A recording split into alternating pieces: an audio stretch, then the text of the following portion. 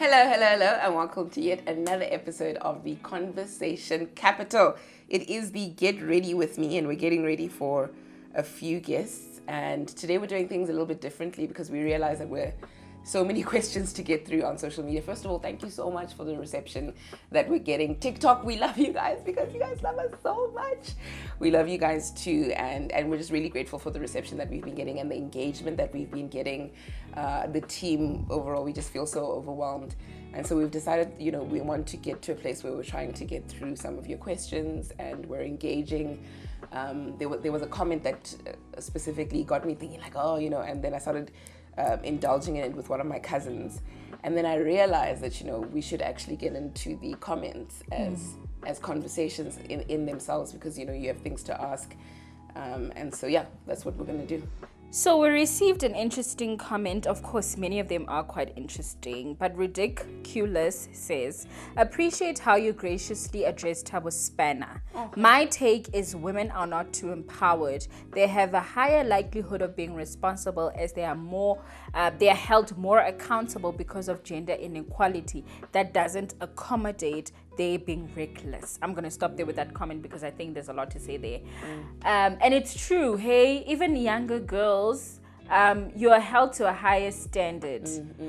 Just like when we were speaking about teenage pregnancy, for example, it's the girl who gets the backlash. It's the girl who gets, the side eyes from society. It's the girl who must account as to what was the behavior. So we're almost forced into being this responsible human being. And that's why even our decision making is miles ahead from a lot of men. Sure. At the same age. I mean, I even had a brother. I grew up as the last one. My brother was older than me. But I remember there were so many things that I needed to be more cautious of. Like, so if ever, let's say I wanted to go somewhere on a Friday, was my brother going to accompany me? I had to organize those things. Whereas my brother would just be able to walk out at any point. But I had to, so because my parents were always like putting the ball in your court. Okay, you want to go out, what are the safety measures you're taking? Okay, so I've already asked if you can go with me, and then we're going to, I had to like give all these calculated reasons. My brother just gets picked up by some random friend we've never seen. He's like in the car and he's gone. So immediately when you said that, I just realized like, as a child, you're already being taught to program, to be constantly accountable, and It's also largely because the society we come in is a lot harsher on the girl child. Yes. But I'm just thinking about even before you make your own plans. Like it's a simple example, but for you as a girl child, you have to think: did I clean? Yes. Did I wash the dishes? Oh yeah. You can't ask to go somewhere. Yes, Joang. If usile ntloele Joang. And then that's always a statement. Also, I'm just thinking about now that I don't know why my head is going here, but even accountability in terms of how we take care of ourselves. The onus is on the girl to make sure they appear as being neat. They appears. Wanana can't be seen being a particular way, or who's going to marry you looking like that, or we're held to so many apologies for men, like kimushimani, he's untidy, kimushimani. We're already so ready to apologize for men being a particular way. I mean, nobody ever says who's going to marry you when you do that to a boy.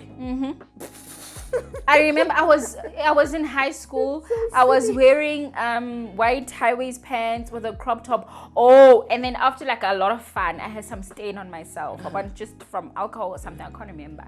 And then this guy was like to me, I'm in high school. This guy was like to me, who's gonna marry you like that? And I'm like, clearly there was something happening in my head, because I was like, hey, a man who cares about this is not the man I want to be with. But it's like, why? You would have never said that to a guy.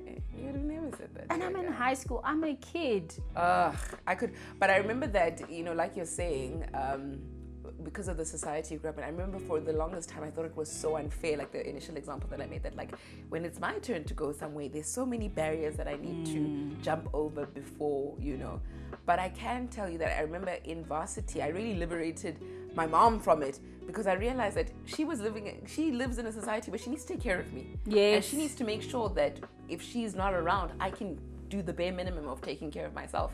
And she made me very aware and very alert she was very hypersensitive. My mom is a nurse, and you should see these rape cases of somebody who's the same age as me at that time, when 13, 14, and she'd be super paranoid when she'd come home. But she was raising me in a society like that. And, so she wanted to know that I'm alert, my eyes are open. If I mention a male teacher, she'd always want to know, why are you talking about this male teacher? How is this male teacher part of this conversation? She was always so concerned. And I remember just thinking, well, wow, this lady's sensitive and, exaggerates everything. But the more I grow, the more I realize having a girl child is not easy. And so all those things, might seem harsh, but eventually it breeds like a significantly more responsible human being, like the comment is saying. Now, I didn't understand my dad, and I feel like even that was enough. From his side, he was doing a lot, but I didn't understand, like, my dad, before a sleepover, if he is to agree, he has to meet the family. That's if he agrees. When at least they agree, they never. He has to meet the family. He has to, spend time with them a bit. And you know what? Now that I'm a lot older, I'm like, even that didn't guarantee my safety. Yes. But there were friends of mine who didn't have to do any of that. Like a sleepover was, and I'd be annoyed. But today, when I look at the type of society we grew up in, I don't think I'll ever allow my child to have a sleepover. I'm sorry. I'm going to be that parent who fetches you at midnight. You would rather miss out on that 2 minutes of fun. Because we read such terrible experiences of girl children, But on to the next comment. The only way that the boy child can be empowered is to be determined, goal-getter, and achiever, so that there is a balance where the man will not be left behind in career, in life objectives, life objectives, etc. I like this comment because it also helps us see how problematic it is, the way we think about men and where they should be. Because why is this individual saying so that he's not left behind? Why is it not okay, Hore? We are at different positions, and that's okay. You're not left behind, So even men, like a poor guy is thinking, if he's not at the higher level to the girl in his life, or the woman in his life, or his partner, it's as if he's left behind. But why do we think of men that way? Or you have to be ahead, Yeah, you better with this because you want someone ahead. And beyond that, though, I get we're talking the conversation was with regards to, leaving young boys behind in the attempt to empower young girls. So I get that the comment is saying, there's another comment actually that says, why can't we just empower both of them? Is that the same one? No, it's not. Why can't we just, and I mean, it's a bit of a tricky one because you obviously have to start with the one that's least empowered. I think, the majority effort needs to go to the less empowered individual, which would be our young girls, and we do need to put a lot of effort and focus into them. But I also understood the perspective that all of that not in an attempt to now neglect the boy child. So I get what they're saying. Not that I get both perspectives. I get what you're saying, right? That having a guy that's poorer the right word? No. Less successful. Less successful. And even out, what is less successful? Yeah, what is less successful? It's problematic, the way we view men and where you should be in life and all of that. And that's where sometimes we get these challenges. Of course, it's problematic. You will treat a woman, you will want to reassert your power just because you feel less than. And also, just looking at life in that lens, chelete all the time is problematic. Yes. I read an article, see that thing. I know, like an old girl, but it changed my life for the rest of the life that I have. Maybe I'm not that old, but yeah.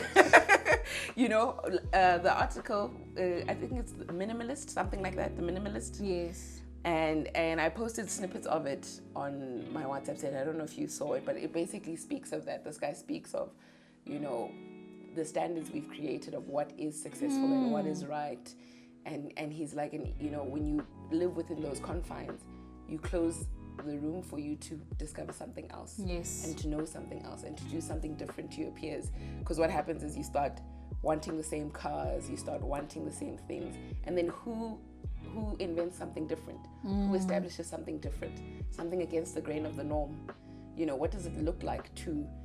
so I think it's two guys, two minimalists, and they just live life differently. Yeah, they have I'm also a subscriber to their blog. Yeah, and I was really so taken aback, if we're all doing the same thing, we're all going to Dubai. Who's going to discover? Oh no, I don't want to go to Dubai. Dubai was a bad example. I don't want I got it If right. we're all going to these highly publicized places. Bonga, kitchen conversation, Simon. Okay, another example, if we're all going to the countries that are, highly publicized, I actually don't want to mention names because I don't want to, you should still... Bad PR. Yeah, you should still go to Thailand and you should still go to those places. But if we're all going to those places, then who discovers Vietnam? Who discovers... Because every country's got something to give on it. I mean, there's this one country in Africa, the only country that was colonized by the Spanish. Could it be Equatorial Guinea? You would know better. Yeah, one of those. And who discovers that? Who discovers that one country that was colonized with something to it? And to see the difference then in Spanish colonizers and what does that look like for their culture? I've always wanted to, because I'm just like, oh, that should be really interesting. Or Ethiopia that's never been colonized, what does that look like? And comparing the different, I'm obviously very into African travel, but who discovers those things if we're all going to the same places, if we're all doing the same thing, if we're all wearing the same clothes? What does it then look like to just live a different life? Yeah. So now I'm moving on to a different video. This one is on can bisexuality and monogamy coexist in one woman when we had Kanyisile, right? And then this Sinenta Ntlatlamini says sexuality is a very broad term, and I feel like labels tend to give to kind of have limitations in a sense that it boxes you into certain beliefs or assumptions that most people in our communities have. And that is so true. And I think the other in the very same episode, I can't remember, but I made the comment about how a guy could really enjoy sex with other men, but it doesn't necessarily mean he's gay, But our society wants to box people and define people according to particular, boxes or of sexuality and so forth. I think it's quite true. Let's see the next. It's also from Ridiculous. Wow, thank you. You're clearly a consistent watcher. So internalized sexism may be the reason for the affront towards a bisexual woman. And then with regards to the assumed feminization, vice versa, his gay side, which also dents his socioeconomic prospects, it's making him a less safe choice economically. That's so true. Please explain, I didn't understand. So he says internalized sexism may be the reason for the affront towards a bisexual woman with regards to the assumed feminization, which is a girl becomes people make assumptions about you because of their own internalized sexism about you as a woman, and that's why it would look sexy when it's two women, whereas when it's a guy, because of sexism, he's more gay when he's really a bisexual person. He's not necessarily gay, but because he's a man and expected, or you date women, because he does the opposite of what people expect, he's immediately assumed to be gay, not someone who's bi. Yes. And makes him a less safe choice. I like that, because we spoke about our problematic views as well on bisexual men. Or would you go for bisexual men if you're being honest? And we spoke about that, and a lot of women have come out. Ibile, it was trending on social media not so long ago. Okay, it's a long time ago now. But the fact that a lot of women were saying, I won't date a bisexual man, because why? What Ridiculous is saying, because we assume he's more gay. Just because he's a guy is expected to date women. I'm gonna get there where I'm progressive enough, but it's still a no from me. And but I'm gonna get there. I actually said, we need to stop speaking. So we got stats, and Given showed us that a lot of only 40% of the viewers are from South Africa. And so in my head, I was like, I need to be very conscious to speak less Sotho. But I think it's also important that you guys also learn something from this channel. So if you're going to learn Aibo, Jo, Batum, it's okay, right? Yes. But for the most part, you guys should be able to follow. And someone in the comments must translate. You know how people in music, when there's a music video, people will translate lyrics. So even as if you see a word, well, you hear how a do you translate word. Another one on top of another one. But it's not literal.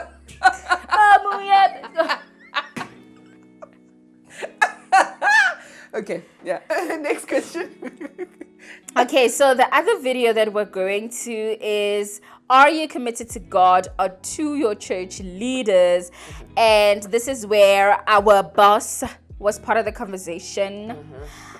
So this comment is from Zenani, who said, I thoroughly enjoyed this conversation. As a person who is currently going through the transition of being a person who just goes to church and listens to whatever is being said, bordering on being a cult, as opposed to listening and scrutinizing their leaders' interpretation of the word, this has been eye-opening and validating. Sure.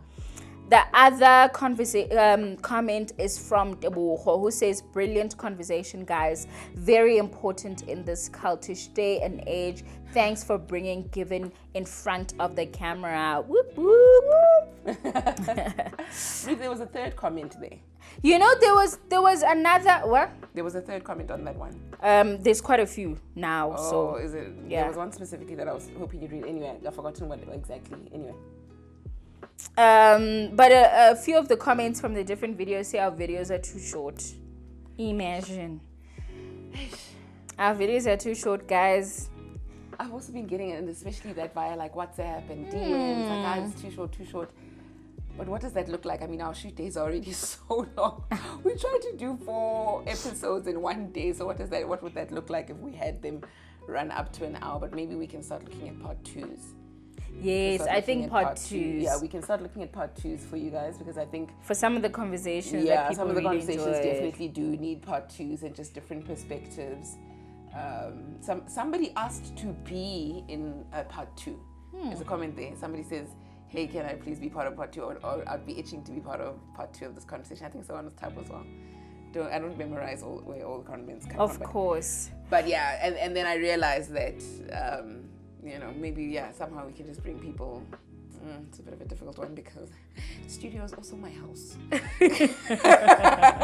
But we'll see how we navigate that and how we incorporate, So this comment is from Zanelen Hlap, who says, wow, powerful conversation you guys had. And it's true that what Given was saying, in that it's important that you have a personal relationship with God and not your church.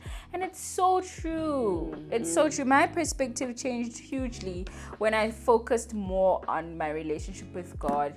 And I think obviously this was a shift that happened for me in how I view my relationship with, because I used to just go to church, honestly, to just feel good. I went to church. But I never really had a relationship with God on my own, and it's a very important step as someone that's a believer, I feel. It is an important step, and just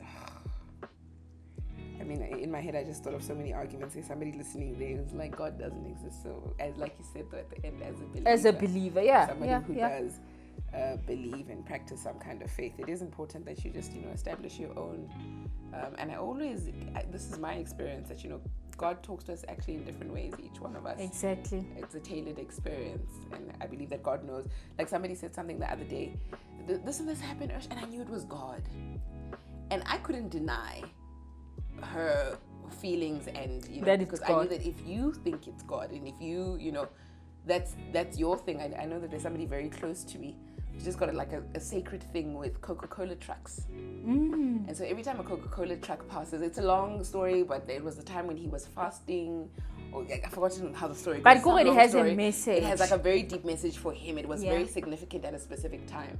And so now whenever he sees a Coca-Cola truck, he feels like, it's just God reminding him of his presence and that he's around. And that's his own little personal thing. And to be honest, I actually respect it, right? And Gibbs already laughing, but I can tell you with me, I actually don't want to say mine in case Lena don't want to say mine because it's a law. Mine against me, but I know that there was something that was going on in my life, and I remember I was just like, God, I really need to feel your presence, and then something very specific came about, and I remember just feeling like it was God. Just saying, because I remember saying, my prayer was, God, I need to know that you're around right now. I need to know that you're around. And I remember that specific thing. And it's such a small thing. I can't even say what it is. It's such a small thing. But now whenever I see it, I'm just reminded of that time where God reminded me that I'm around. I think those things are real. I have 2 of them. And I don't know what happens in the universe and with God, but whenever I need a message, they pop up. Right. So I believe it's my true. Thing as well. I'm always like, man. No, I don't care who says what. Like, it's like that, really. It's like that. And I think we've come to the end. No, man, but there was. Did you even finish your Chunky Girl one? Oh, Chunky Girl one. Oh, Let's go. man, wait, I was so touched by some of the. Let me actually even tell you a story. Somebody came into my DM specifically on Instagram after the Chunky Girl thing, and she said, the situation around my daughter being a chunky girl has always been very tense. And she's young, and it's nothing you can chuckle about. It's something she's extremely sensitive about. And post the episode, just watching you, Nonku and Bonga, laughing about these things that happened in primary. And she's like, and for the first time, my daughter can break a smile to be like, hey, it's better to some. Right? Guys, it overwhelmed my heart. Like, I was just like, if Conversation Capital is going to do anything, it's just to bring these conversations to the fore that we're all going through stuff. We're all trying to navigate. We don't know the answers. We don't have the answers, And some things, eventually, one day, you're gonna laugh go, And that's, I just felt so overwhelmed that this tension, she was like, a tension in my household has been lifted through those 30 minutes. And I was so like, oh my gosh. Yeah, that was amazing for me. And I think since we started, that's probably been and also, did you see Films was on TV? Hey, Karuna. Via Conversation Capital. Conversation Capital. Those people they must send us the guest we want. I'm even scared to say their name. Marake. And the culprit is in this room. But it's fine. Taking our content. You must shine. To the TVs. There we go. I was struggling to find the video. This team. Oh, did you find the video? Yeah. Okay, so Zenani Are definitely had a lot Shout of out to Zenani. Yes, because it's the second time now as well. Definitely had a lot of aha moments. One of them being my biker shorts that my mother got me in different colors. She was trying to protect me. The baggy shorts that went up to my ankle almost as though they were not my size or even made for girls.